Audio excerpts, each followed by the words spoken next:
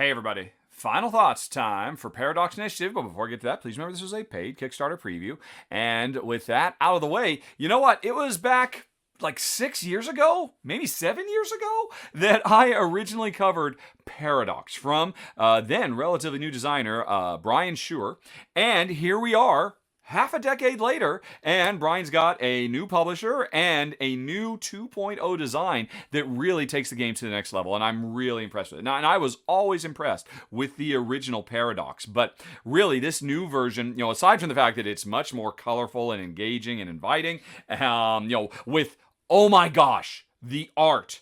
The art on the original game was nice, but here, Elf Creek Games have gotten together a murderer's row of some of the most well-loved artists in the entire industry and have gotten all of them to put together 3, and in some cases more, original new bits of art, and everything looks great. I would happily now just throw every single one of these cards on screen, but I think you can go check out the Kickstarter page. You can hit that eye in the top right corner screen to get a better idea of just the lineup, the all-star. I mean, I don't think there's ever been such an amazing all-star lineup of AAA highest quality game artists ever. So the original Paradox looked nice, but now it's one of the best looking games that's going to come out this year or years in the future. Absolutely love it. And but putting production questions aside, how is it as a game? It's always been wonderful. This idea of taking a Bejeweled-esque pattern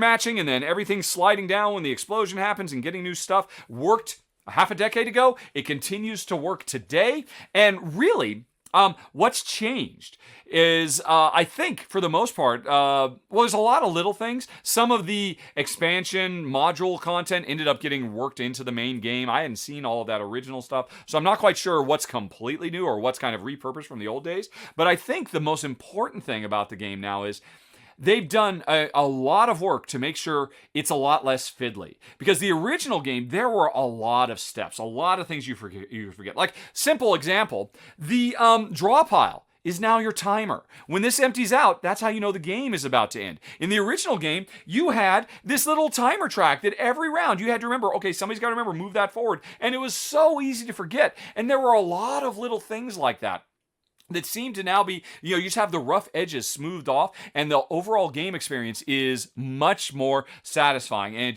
just flows. And generally speaking, there's a lot more options. I mean, because now you're not just, okay, well, which card am I going to get? Am I going to get a card, or am I going to go for technologies? Or am I going to go for getting more switches? Because I can't rely on, drawing new tiles to get the colors I want. I'll make them myself. Or there's just nothing in the wormhole I particularly like. I mean, maybe I'd grab some stuff to hate draft it away from you if it's going to be your third of a set of 4, maybe. But I just like that from start to finish, there are more options every step of the way. And hey, not for nothing, there's a great little solo mode in here now, too. Remember, everything you're seeing here is prototype, especially this, because I printed it out myself. But it is a fun, fast-playing little game. And if you have ever found yourself with a smartphone, or heck, if you're a bit older like myself, with the original black and white Game Boy, playing this game just puts Tetris music in my head, and it just won't go away. But I say that in a good way because it is so evocative of those really wonderful nostalgic memories. But there's more to it than that. It is actually a deep and interesting game too, where there is interplay between players.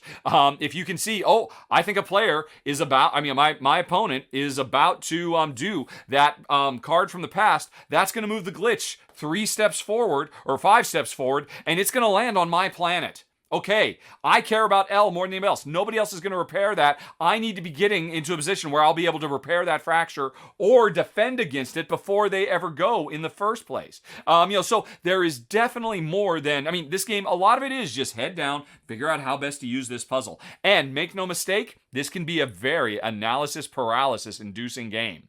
That is 100% the case. I've played this with my wife a few times now. I can confirm this, as she just grinds through all the different things you can do. Now, to be fair, a lot of that grinding you can do when it's not your turn. But thinking about it, I kind of wonder, it's kind of a shame that the puzzle portion couldn't be simultaneous. That would really speed the game up if everybody's working on the puzzle at the same time. That means you'd have to have some kind of simultaneous resolution of the glitch, or what was formerly called the time quake. Oh man, speaking of that, all right. I think overall, this is a demonstrably superior edition of the game compared to what I played over half a decade ago, with one exception. Hey everybody, actually, you know what? I'm going to do a little update to these final thoughts, because originally what would come next was me actually spending a few minutes talking about how I was kind of bummed that the story changed from the original game, where we were hero scientists saving the universe, to being mad scientists who were inadvertently destroying the universe with our mad science experiments.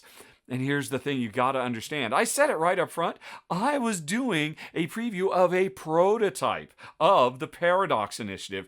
And there were a few things I did not know. One, I had an early rough cut of the rules that talked about things like saying, oh, we're the doom of these systems. That was a mistake. It turns out, though, my supposition of, and the way I demonstrated the game, that, oh, we're scientists just studying all these planets. That's actually the case. We're not stealing things from the planets. We are just studying them. And yes, we are creating a glitch in the system, but it's just cutting us off from the planets. It's not potentially destroying the planets, which is what I thought it was based on the rough, early, pre-edited rules I have. And on top of that, it turns out there is another reason for this story change that I absolutely love. And if I had known it, when I had filmed my original final thoughts, I would have just been shouting from the rooftops how great it is.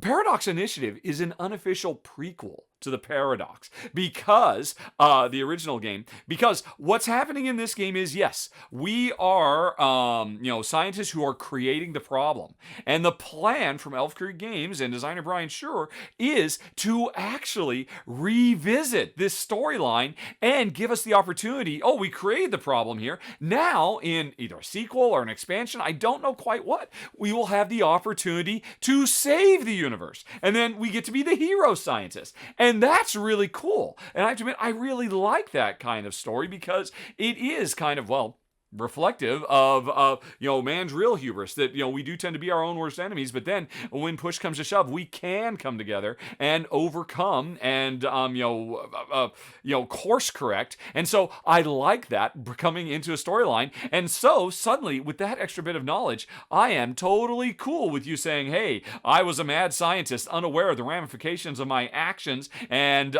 because provided this game does well enough, somewhere down the road, we will be able to continue playing in a new scenario, which Brian Schurer has already done some initial development on. I can't wait to hear more, to be able to continue the story afterwards. I love that. And so, I just wanted to set the record straight, because apparently a lot of folks really were kind of concerned in the same way I was, but it turns out my concerns were based on literal faulty data. And that's it, folks. Let's just get back to the end of my original video. In sci-fi terms, I don't know why they decided to drop that and make us literally mad scientists. But that's really about my biggest complaint about the game, because otherwise, it is fun, it's a blast, and as long as you're prepared for a little analysis paralysis, because it is unfortunate there's no concept of simultaneous play. I mean, that would be really, really great, but hey, can't complain too much. It was a blast half a decade ago. It's even better for the most part now. And that's the preview, folks, for Paradox Initiative. Thanks very much for watching. Have a very nice day. Talk to you later. So long. Bye-bye.